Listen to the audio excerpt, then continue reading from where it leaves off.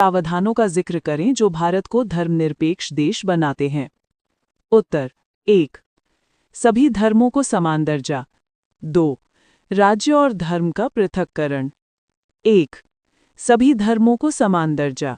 भारत का संविधान राज्य को किसी एक धर्म को अपना धर्म घोषित करने की अनुमति नहीं देता।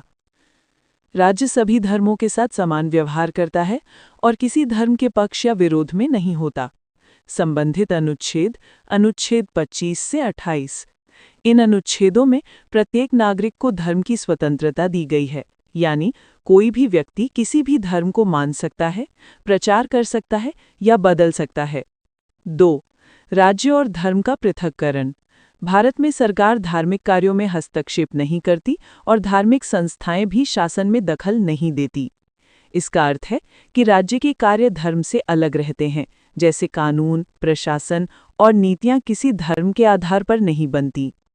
तीसरा, निष्कर्ष।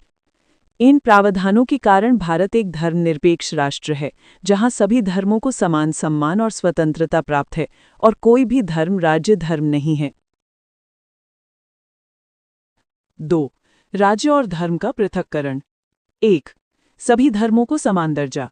भारत का संविधान राज्य को किसी एक धर्म को अपना धर्म घोषित करने की अनुमति नहीं देता।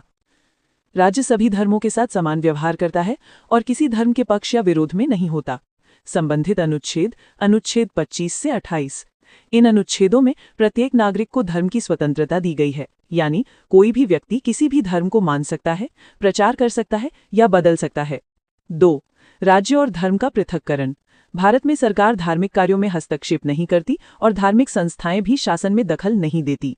इसका अर्थ है कि राज्य के कार्य धर्म से अलग रहते हैं, जैसे कानून, प्रशासन और नीतियां किसी धर्म के आधार पर नहीं बनती।